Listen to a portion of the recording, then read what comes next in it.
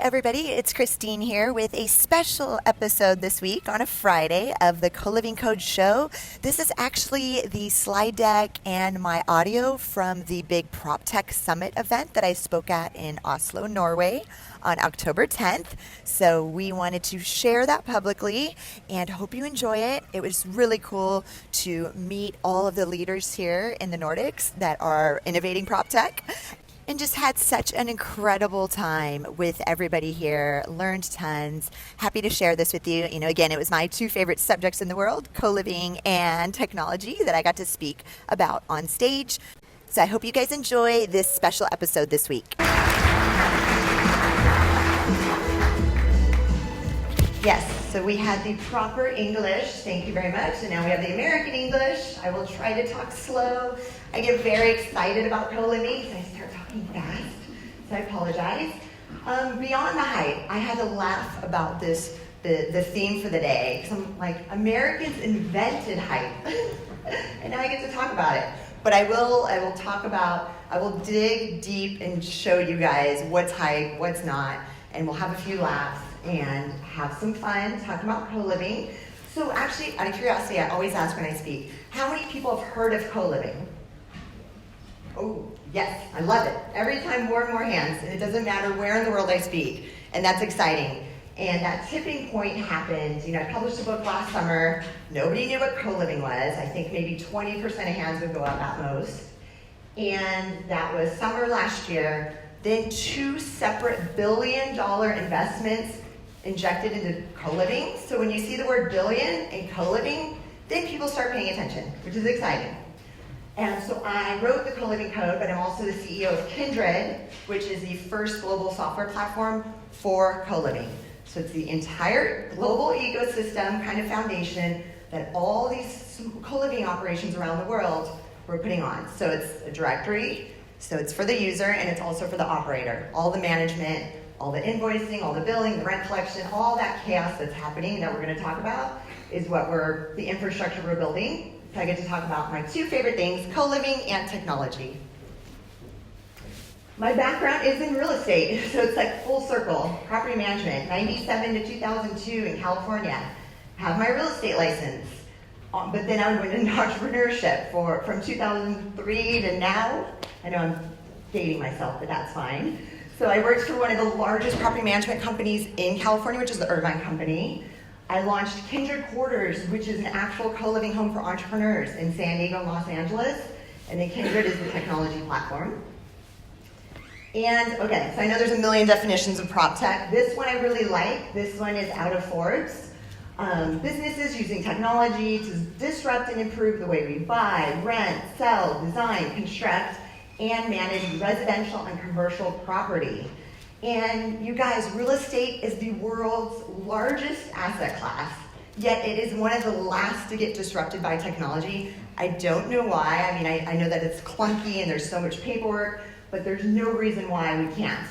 And here's a macro level, and this isn't even everything. I try to find the best image. I think CB Insights does a really great job at data collection on a global level. Look at every little niche of Proptech, and again, this is not all of it. Leasing, renting, brokerage, mortgage industry, listing, investment. It's just super, Proptech is super broad and super wide, which is exciting. Co-working is 11 years old, you guys, believe it or not, over a decade already. And co-living is a little infant. It's 1 to 2 years. And again, if you could look back 11 years ago and think that strangers were going to work together, in a big office, no cubicles involved, people would say, well, you're crazy. How's like an Apple employee going to work alongside of a Microsoft employee in the same office? What if they overhear each other? But that's what, WeWork disrupted. I'm a huge fan of that company. And so co-living is disrupting living. This is actually me and my housemates in a beautiful home in San Diego, 6-bedroom house, 6 of us. Each of them owns their own companies, so it's specific for business owners. And they actually this summer had the front page of the business section of the San Diego Union Tribune. These 6 millennials make millions, so why do they share a house? And this is a Monday night mastermind session Every Monday night, we help each other out with our businesses from 7 to 9 p.m. It's the most incredible living environment. It's so inspiring. I love it. I actually lived in Amsterdam for Techstars this year for 5 months, and I love Europe too, just as much as I love California. But I miss this environment of we have a chef that makes all our meals every day. We have laundry done, we have a car detailer. We literally have outsourced our entire lives. This is a very unique niche, tiny niche of co-living. So there's a house, 6-bedroom house, but there are huge communities, multi-unit buildings, 400 units being built right now, ground up co-living. So I always like to kind of make that distinction. It's not just these little houses that are doing co-living. This is why I started the technology company. We were using over 11 different applications to power one house, which is absolutely ridiculous. You know, rent payment was being collected through Stripe and PayPal and Venmo, and we were using Google Apps and Airbnb to find housemates and Craigslist, and it was just chaos. And this is a real screenshot, and hopefully nobody knows this company. I didn't put the name of the company. This is a real screenshot of software right now that some co-living operators are using. And I'm like, wait, is this 2001? Or they said, no, this is what we're using right now. I'm like, okay, so definitely we need to kind of revamp how software is being used in this industry. What it is a hybrid of a PMS software system and a hotel, because you've got to think co-living sits in the center, like community living, because there's nightly stays, weekly, monthly, annual. So PMS system short circuits. It only likes monthly rentals. It doesn't like nightly, but a hotel loves nightly rentals. And also down on the granular level, you will have co-living operations in this, and I always try to talk globally. Our 2 biggest markets are Europe and the States. So it's nice that I can kind of talk about both. They are, I'll give one example. This is actually in the States. So it's a 300-unit apartment community, 300 units. But you have 2 people sharing a bedroom, which is in a 3-bedroom apartment, which is in a 300-unit complex. So to be that granular and have 2 residents sharing a room in a 3-bedroom apartment, like a PMS system, no way. That doesn't work at all. It's usually 1 resident per unit.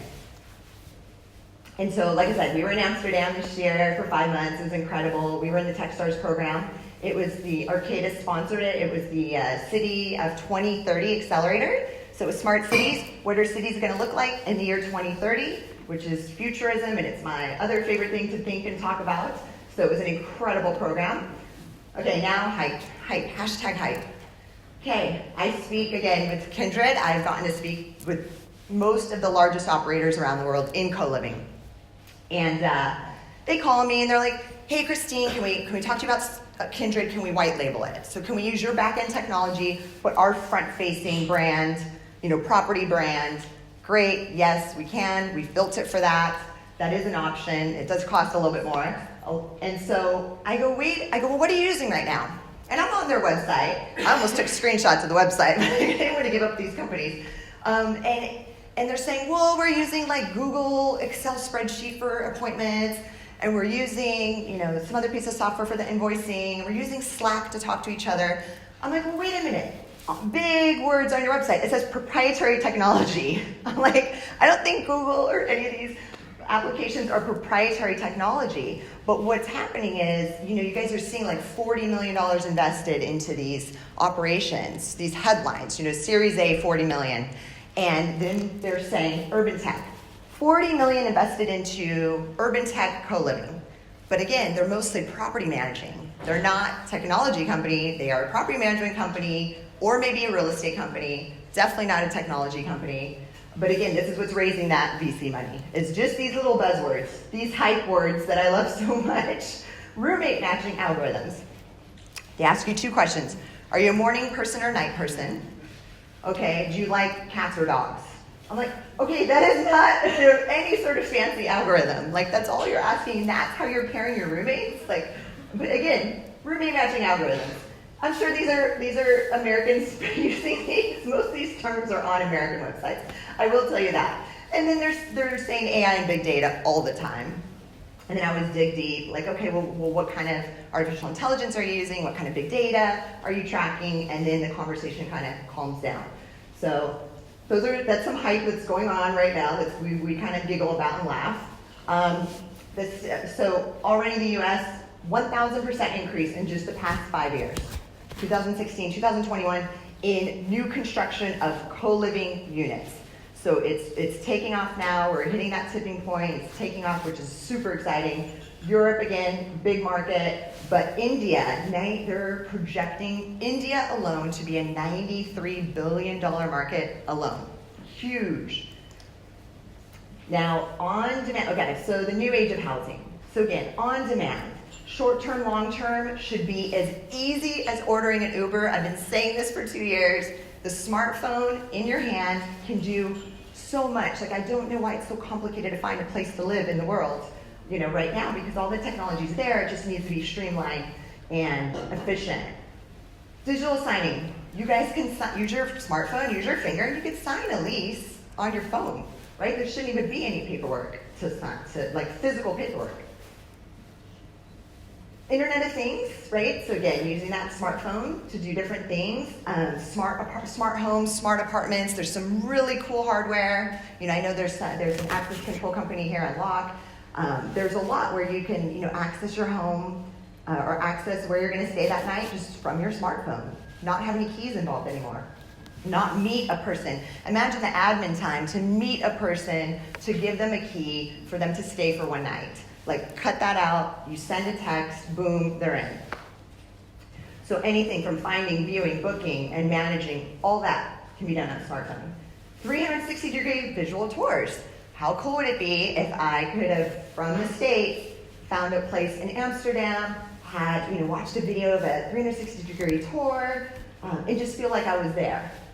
And then scheduling an actual face-to-face video interview with your fellow housemates. Here, now we're going to go over all the drivers of co-living. So, millennials, okay, I always like to break this down because sometimes people get a little confused on the ages. And millennials get all the attention, but I definitely want to talk about Gen Z also. Millennials, 25 to 39. So I'll give my age away. I'm 39. So I'm what we consider old. Me and my friends say we're old millennials. So we're still in the category, we still understand millennials. But Gen Z is the next one coming up, which that's 18 to 24-year-olds, so a lot of them are in university right now, or maybe they're just now moving into their first apartment or co-living environments. And these are terms you guys have probably already heard. So, generation rent, access over ownership, global residency, remote work, urbanization, experience economy.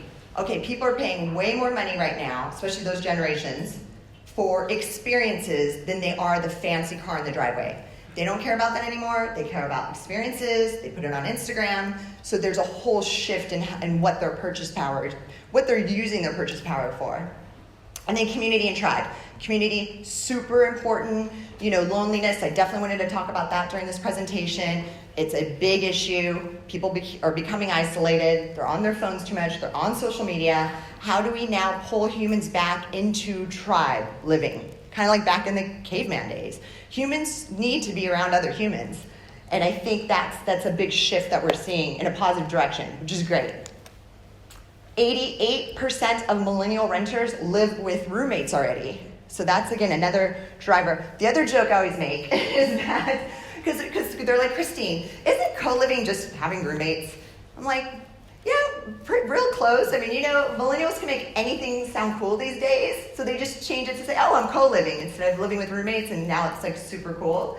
So that's good. I mean, regardless, I still love that people are living together regardless of what we call it, but yeah, I mean, I think that they're making it cool now. City living, another driver. City living going up, home ownership's decreasing. All my friends in mortgage, I keep telling them this. I'm like, please pay attention. A 30-year mortgage in the States is not cutting it anymore. If you ask a Gen Z won't even sign a 12-month lease. They say, no way. I said, well, what about, I asked an 18-year-old this recently, what about 6 months? Oh, no, that's too long. 3 months? They're like, yeah, I guess I could commit to 3 months, but 3 months to them is like forever. 2/3 of the population will be living in cities by 2050. That's a UN stat.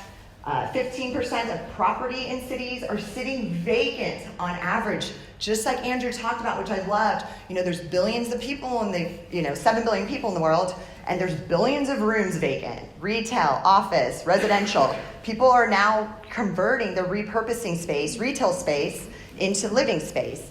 And that's great, because there's so much space just sitting vacant. Why are we still building when construction is the number one cause for this climate change issue we're having? Construction is the number one cause. Why don't we try to repurpose current space first? 86% of the world's GDP growth will be in cities. That's why everybody's moving to the cities. Accessibility, affordability, sociability. Again, big cities. Real estate prices keep going up, especially in the gateway cities around the world. Experience economy, again. People are willing to pay for services that increase their quality of life. And housing is playing a key role in forming deep communities. Experiences over things we talked about, and they want flexibility. This is another key word. I tell everybody this too. So here's a hack for the property owners in the room. You guys are probably like, I want a year lease. I want at least 1 year lease. Commercial property, maybe it's 5 years. Like, no, the banks need the banks are conservative and they want to see there's not a lot of turnover. Okay, first off, you can charge a premium to do a shorter term lease, and they will pay it. And what's funny is a lot of times they end up staying longer anyways. And now that was just free cash, net income, because you charge an upcharge on a shorter term lease. So please try to at least test that theory. The other thing is these co-living, it's density, right? So co-living, now they're fitting more people on a smaller, square meter unit. And then they're having shared common spaces versus wasted space on a huge kitchen when they're ordering Uber Eats. They're not even cooking. I don't know why there's these big kitchens in every unit. Instead, how about one kitchen that could be shared amongst a bunch of people? Every unit is more for sleep and then common areas to hang out. So it's the density, and that's what's boosting. So one of the larger operators in the States right now, it's a 30% increase is what he's seeing, again, per square feet.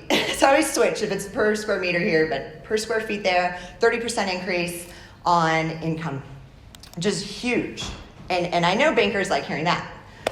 Fractional ownership, this is what I definitely preach. Anybody can take this idea and run with it. Please, please, please, because otherwise I'm going to end up doing it because I'm so passionate about it. Again, will they sign a 30-year mortgage? No. Very unlikely, these new generations coming up, and you're going to see this shift. Would they, however, pay for a piece of real estate that they get equity on, that they're earning a return on, a piece that they can then access anywhere in the world? Similar to timeshare model, but that's very dated and needs disruption, major disruption. So again, I've been talking to a few people, and it's like if we create this network of co-living places around the world that you can access and that you have a little piece of ownership in, and you're not just wasting all your money on rent, then this is huge. And I don't know, and this is more of a fintech play. Again, anybody in this room can run with it, or if you know of a good one, tell me about it, because I've yet to find one that's really taking this on a global level. And again, talking global resident. And you're going to hear that more and more. People can just jump from city to city around the world a lot easier. So make hassle-free accommodations, fully furnished, service rooms, gateway cities. These co-living, they're paying one payment, and they're getting utilities, furnished unit, rent, sometimes food, like in our case. I mean, very, very convenient. And that's what, it's the 3 C's for co-living: cost, community, and convenience. Those are the 3 most important things. Membership, so this is something else that we're probably going to tackle soon, is how do we use, living as a service? Like, how do you're a member and you can access living space in different cities around the world. It's a membership-based, somehow creating that. A couple companies are doing it now. Outsite is one of them, but they're only doing a membership for outsite locations. I think they have 14 right now. But how do you do that with even 100 locations globally? And tech-driven, making it so user-friendly for the user, finding the place, managing, paying their rent with one button on their phone, and staying connected and building community. And again, we talked about climate change and how big it's just such, mobility, cars, of course, is important, but again, housing, construction is just such a bigger impact. Another really cool thing is that, which this is just starting, is apps that, and again, this is smart home, smart apartment technology. They leave, okay, with co-living, they already paid. They're not paying utilities, it's factored in. Are they gonna know to turn off the air conditioner? Are they even gonna care? They're kind of playing a flat rate. It's not gonna affect them if the utility bill skyrockets. Well, now there's this incredible technology and it's geo-fenced. Meaning when you leave with your smartphone, the air conditioner, if you left it on and you go, a little ways, 10 minutes away from the building and you left for work, it shuts off automatically. Coming back into that geofence area, it kicks back on, 10 minutes before you come home. Super, same with the lights. You could do that with everything in a smart apartment. And that's really cool because again, that's these little changes that are gonna help with the bigger global problem. And just humanizing housing. And I think that's just a core principle of co-living. So I always say, co-living to me, like the co means community. If it was one sentence answer, that's always my answer. With co-living is community. Please activate community. You really have to work at it. You don't just put the word on your website, oh, co-living, oh, we believe in community. And I go there and the common spaces are empty, nobody's talking to each other, and they're all super isolated. I think community, it takes a lot of work, but once you nail it, it's worth it. And I like this image because it looks like the future, first off. And I truly believe, especially in the mega cities, which I know you guys are gonna hear more about later today, 60-story building, top 30 floors are residential, and then the bottom 30 are co-working, and you take an elevator to work. Like, that's your commute. So no more commute to work. That's where I see the future, especially in the super dense cities. And for you guys that want to learn more about co-living and not just hear from me, I have a weekly podcast and show called the Coliving Code Show. It's a passion project of mine. Actually, it started from research from my book. I had videoed all the interviews early last summer, and then we just kept it going. So you guys can it's on iTunes, it's on Spotify, it's on SoundCloud, and it's on YouTube. The YouTube's kind of cool because you get to actually see the operators. Charlie is the founder of the Student Hotel. How many of you guys have heard of the Student Hotel here in Europe?